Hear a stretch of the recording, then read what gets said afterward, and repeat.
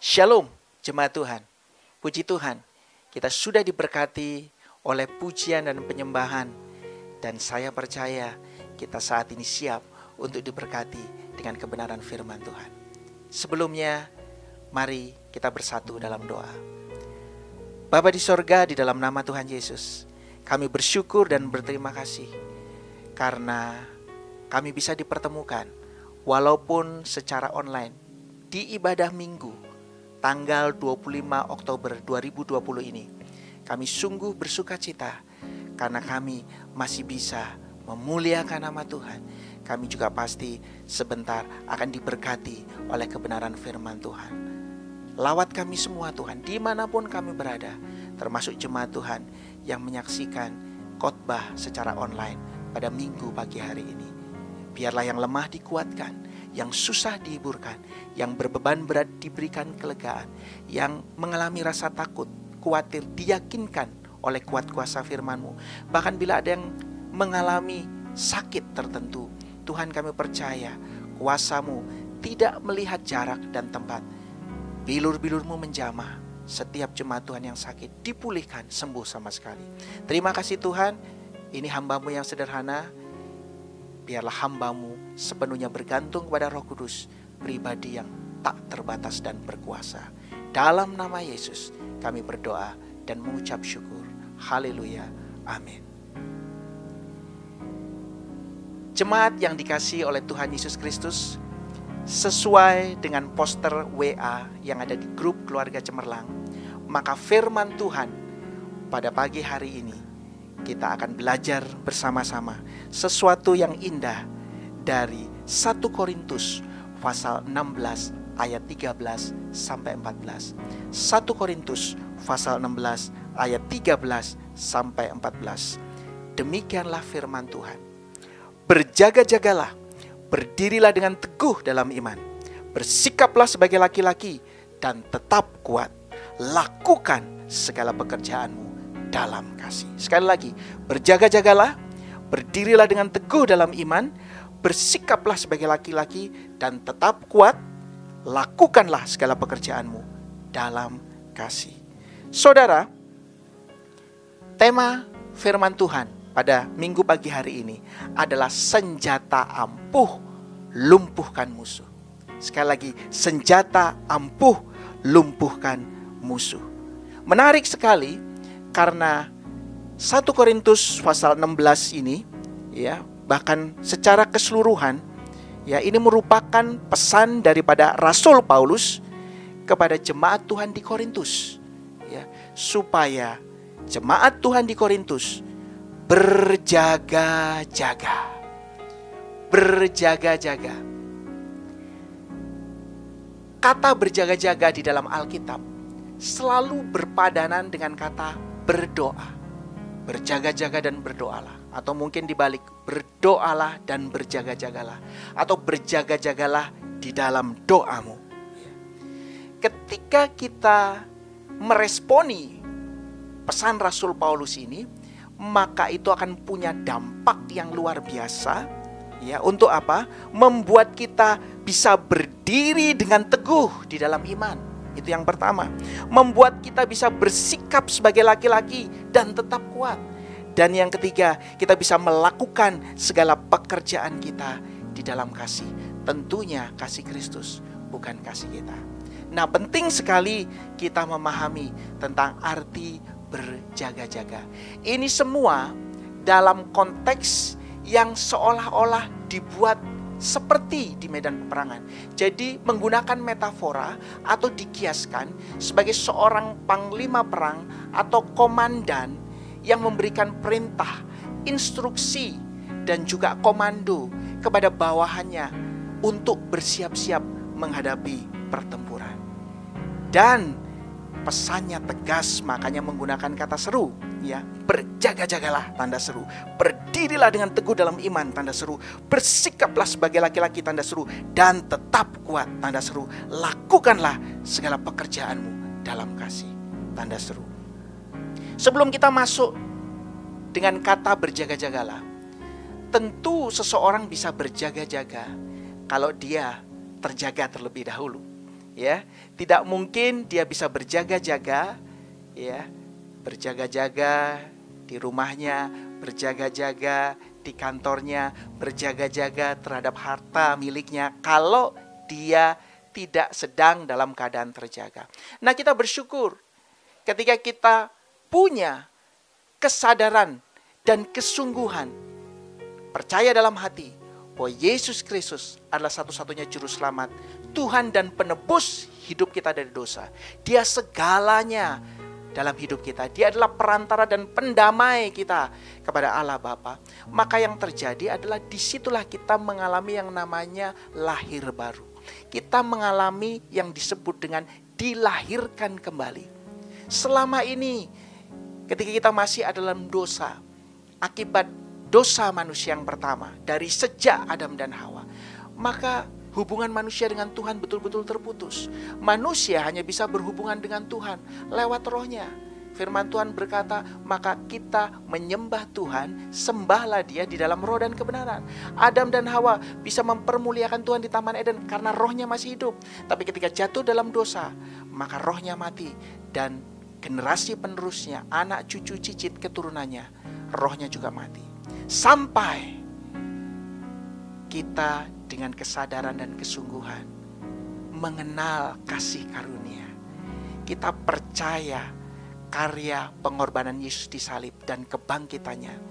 Kita menyerahkan sepenuhnya bahwa jaminan keselamatan kita bukan oleh karena amal, ibadah, sedekah, atau kesalahan hidup manusia, tapi semata-mata hanya oleh karena kita memiliki Sang Juru Selamat. Kita membutuhkan Juru Selamat itu.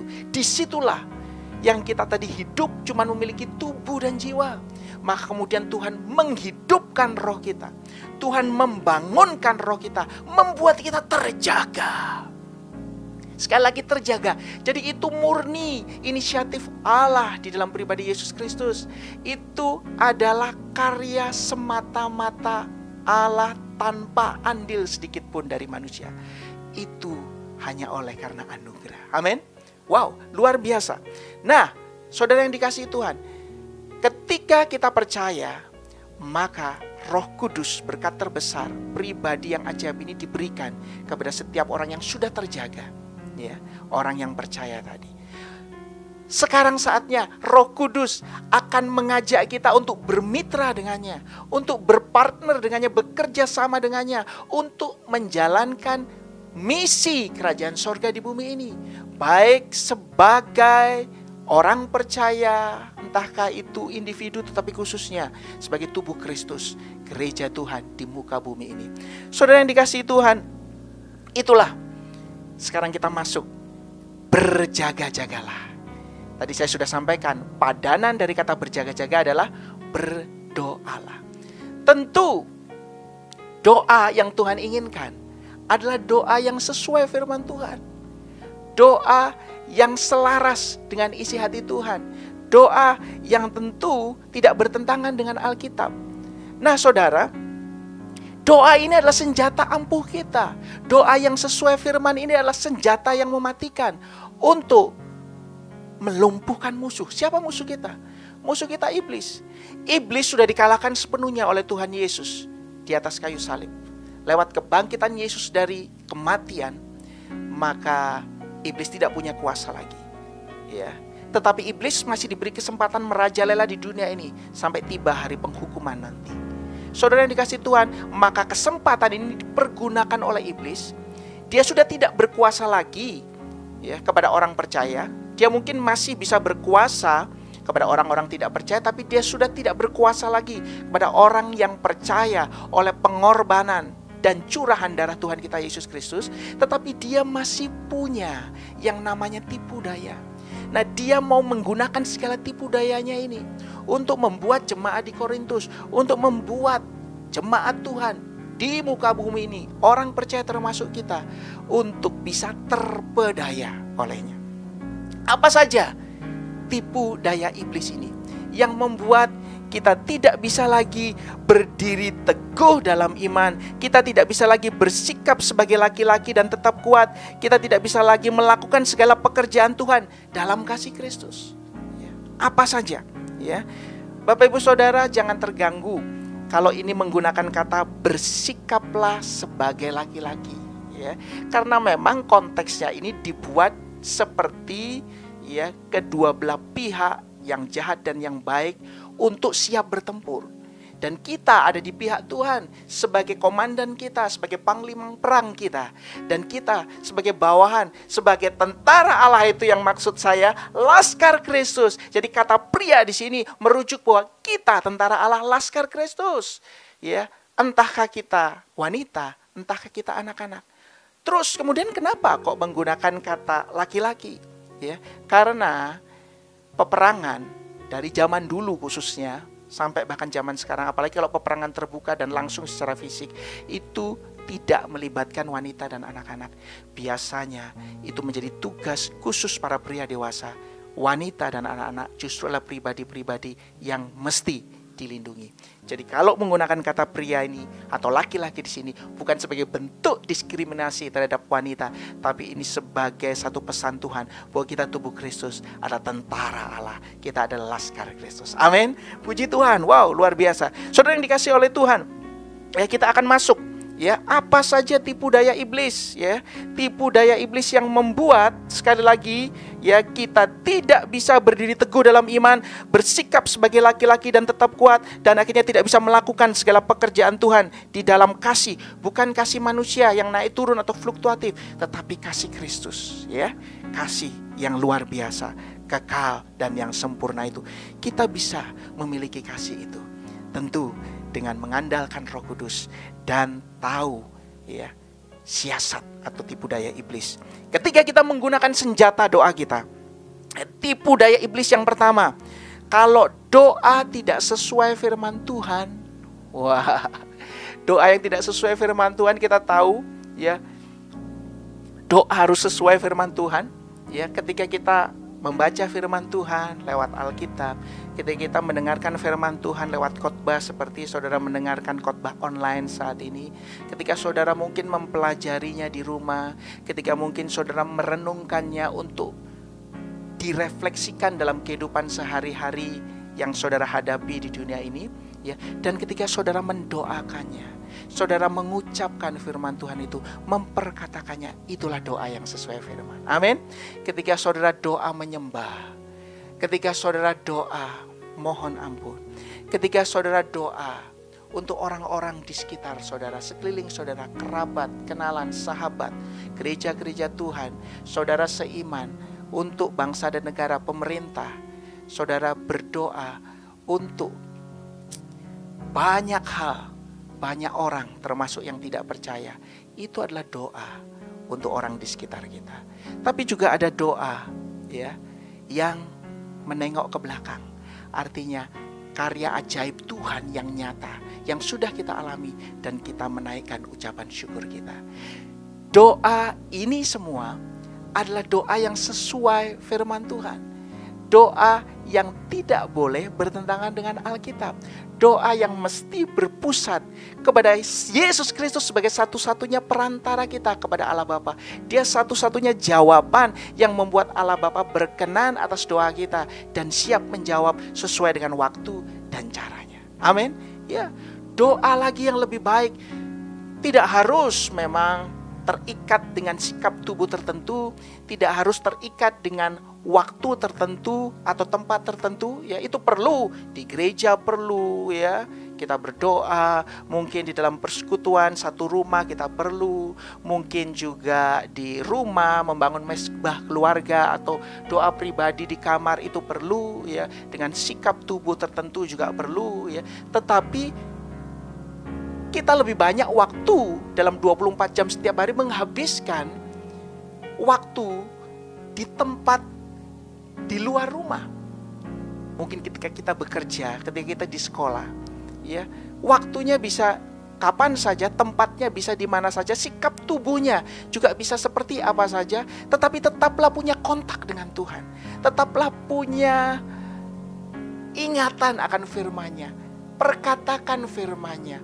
Tetaplah menyembah Tuhan, memuliakan Tuhan, bersyukur. Tetaplah ada hubungan dengan pribadi Roh Kudus untuk mempermuliakan Tuhan Yesus, meninggikan Bapa di sorga. Itulah disebut doa nafas. Nah, kalau kita melakukan ini dengan pertolongan Roh Kudus, doa yang sesuai firman Tuhan, wow, maka sekali lagi tidak ada yang sanggup mengalahkan kita. Kita tetap akan bisa berdiri dengan teguh dalam iman, karena iman timbul dari pendengaran firman Tuhan. Makanya doanya harus doa yang sesuai firman Tuhan. Kita tetap bisa bersikap sebagai laki-laki dan tetap kuat, dan kita bisa melakukan segala pekerjaan pelayanan Tuhan di dalam kasih Kristus. Langsung saja saya masuk, ya. Iblis sudah tidak punya kuasa, tapi bagi orang percaya kita semua, dia punya tipu daya. Tipu daya yang pertama, kalau doa tidak sesuai firman Tuhan, adalah penyesatan. Ya, karena doa yang tidak berpusat pada Yesus Kristus sebagai satu-satunya perantara kepada Allah Bapa, itu adalah penyembahan berhala. Ya. Atau mungkin setidaknya kita bisa salah dalam berdoa kalau tidak sesuai firman Tuhan. Ya, mungkin masih ada kebimbangan, masih tidak yakin dengan yang kita doakan, ya. Dan kemudian doa yang banyak berpusat kepada kepentingan diri sendiri. Saudara yang dikasihi Tuhan, ini tipu daya iblis yang pertama, sehingga tidak bisa membuat kita berdiri teguh dalam iman. Karena iman sekali lagi timbul dari firman Tuhan. Jadi harus berdoa yang betul-betul sesuai firman Tuhan, supaya kita terhindar dari penyesatan. Tipu daya iblis yang kedua, kalau doa tidak sesuai firman Tuhan, adalah kita menjadi letih lesu, patah semangat, putus asa karena panasnya pergumulan, karena kerasnya kehidupan yang kita jalani. Panasnya pergumulan, kerasnya kehidupan yang kita jalani, itu tidak saja dialami oleh orang percaya, tetapi orang di luar Yesus. Bahkan mungkin kita bisa mengalami panasnya pergumulan, kerasnya kehidupan lebih, ya, karena dunia tahu, ya, kita orang percaya dan dunia tidak menyukai itu, ya. Tetapi ingatlah baik-baik, ya, itu semua tipu daya iblis, ya, yang akan membuat kita patah semangat, yang membuat kita putus asa untuk tetap bisa berdiri dengan teguh, untuk kita tetap bisa bersikap sebagai laki-laki dan tetap kuat, untuk kita bisa tetap melakukan tugas pelayanan kita dalam kasih Kristus, ya. Saya teringat, saya pernah memberikan ilustrasi ini kepada jemaat GKRI Keluarga Cemerlang, bahwa saudara yang punya motor atau mungkin mobil, ya, pasti motor dan mobil itu sangat berguna untuk saudara bisa bepergian kemana-mana. Sangat penting untuk keperluan dimanapun saudara berada. Tetapi motor dan mobil tidak akan bisa bergerak kalau tidak memiliki mesin. Nah, mesin ini bekerja demikian keras, ya, menghadapi cuaca, ya, dan segala perubahannya, ya. Maka perlu, ya, ada yang namanya minyak yang sering kita sebut dengan oli. Oli ini harus selalu diganti. Kalau motor tidak salah setiap 2000 km, kalau mobil setiap 5000 sampai 10000 km. Harus diganti, kenapa?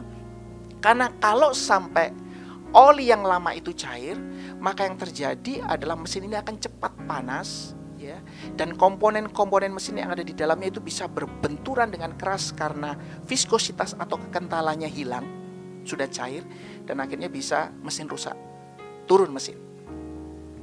Nah, saudara yang dikasihi Tuhan, perlu diganti supaya menjaga kekentalan oli di dalamnya, sehingga mesinnya tetap terpelihara, mesinnya tetap bekerja dan bisa melakukan fungsinya sesuai yang kita butuhkan.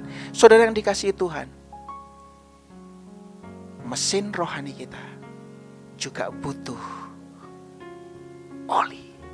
Olinya adalah saat kita berdoa sesuai firman Tuhan. Maka Tuhan akan memberikan selalu minyak urapan yang baru untuk membuat mesin rohani kita bisa bekerja dengan efektif, bisa bekerja dengan produktif, bisa bekerja dengan maksimal, menghadapi kerasnya kehidupan, menghadapi pedihnya pergumulan. Kita tetap bisa keluar sebagai pemenang, dan kita tetap bisa menjadi berkat bagi banyak orang. Amin. Ya. Itu tipu daya iblis yang kedua.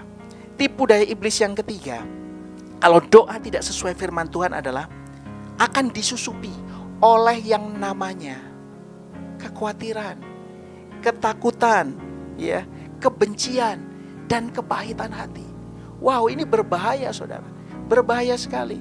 Ingat, Tuhan tidak ingin kita dikuasai oleh kekhawatiran, ketakutan, kebencian, apalagi kepahitan hati. Ya, Tuhan ingin mencurahkan damai sejahtera yang melampaui segala akal itu, sukacita yang luar biasa itu. Saudara, saya teringat biasanya gembala, khususnya pada zaman Yesus ini terlebih ya, banyak ditemukan ketika mau membawa dombanya ke bukit atau mungkin ke lembah atau mungkin ke tanah yang ya kita tahu di Timur Tengah sana, ya termasuk di Israel, itu kondisi tanahnya agak tandus. Jadi bukit, lembah, dan tanahnya itu wow ya. Itu saudara, kondisi di sana menyebabkan banyak kutu, banyak serangga ya di daerah yang agak tandus. Untuk sekedar mencari rumput. Rumputnya tidak melimpah, saudara. Makanya itu gembala harus membawa dombanya keluar, berjalan agak lama, bisa berjalan seharian, berjam-jam, ya, makan, tidur, ya, mengalami ya namanya satu suka dan duka dengan domba-dombanya, ya, dan bisa saja dombanya mati karena adanya kutu dan serangga ini. Kenapa?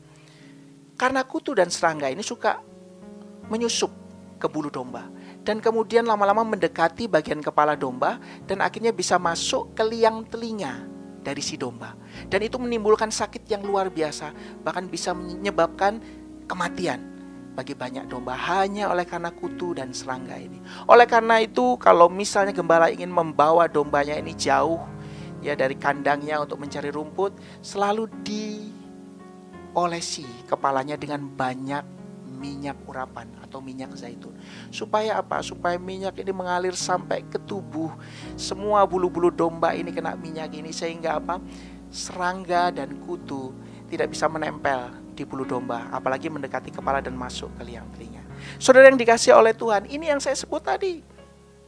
Kutu-kutu ketakutan, kutu-kutu kekhawatiran, serangga-serangga kebencian, serangga-serangga kepahitan hidup. Iblis akan membuat kita terpedaya oleh tipu dayanya dengan segala macam bentuk ketakutan, kekhawatiran, kebencian, dan kepahitan hati. Ya. Dan Tuhan tidak mau kita sampai terpedaya oleh iblis.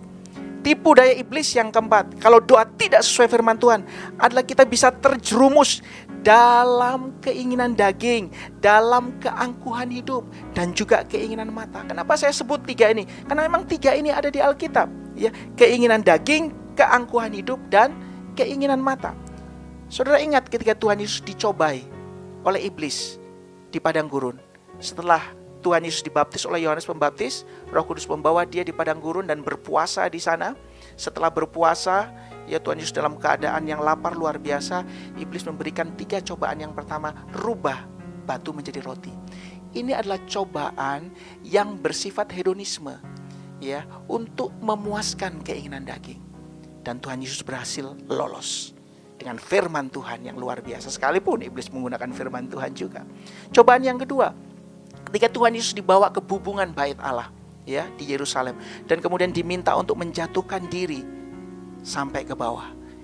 Iblis mengutip firman Tuhan, nanti akan ada malaikat Tuhan yang menatang kau sehingga kakimu tidak terantuk sampai ke bawah.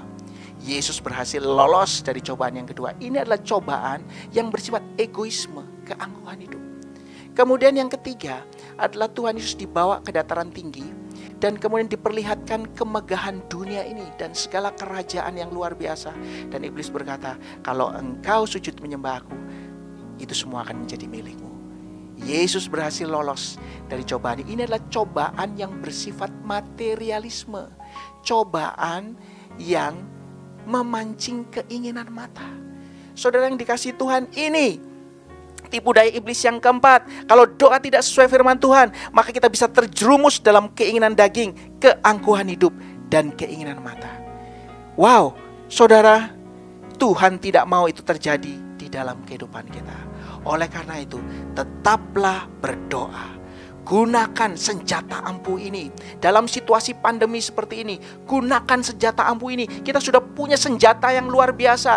Baik berdoa secara pribadi, doa di rumah, doa dimanapun, dengan sikap tubuh tertentu mungkin. Atau mungkin saudara punya waktu tertentu. Tapi saudara jangan lupa, ada juga doa nafas dalam kehidupan sehari-hari. Gunakan kuasa doa ini sebagai senjata ampuh, ya. Dan juga doa dalam satu kesatuan tubuh Kristus, walaupun mungkin secara online, dalam waktu yang bersamaan, ya.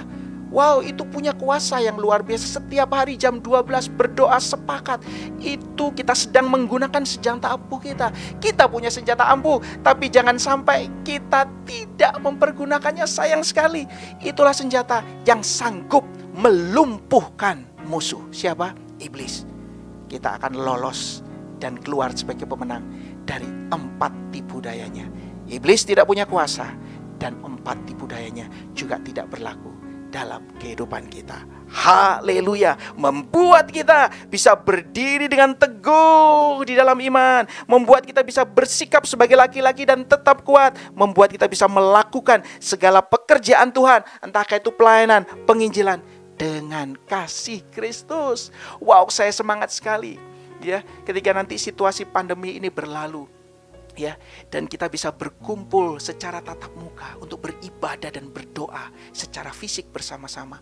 Sudah ada kebangkitan, sudah ada kebangunan rohani. Kalau kita gunakan senjata ampuh kita, ketika kita banyak di rumah, kita gunakan senjata ampuh doa ini dalam doa pribadi, dalam membangun mesbah keluarga, dimanapun, mungkin secara online dengan saudara-saudara seiman. Kalau kita gunakan senjata ini dengan maksimal, wow, nanti api kebangunan rohani, api kebangkitan rohani gereja Tuhan, pada saat kita bisa ibadah fisik, itu akan menyala-nyala dan berkobar luar biasa.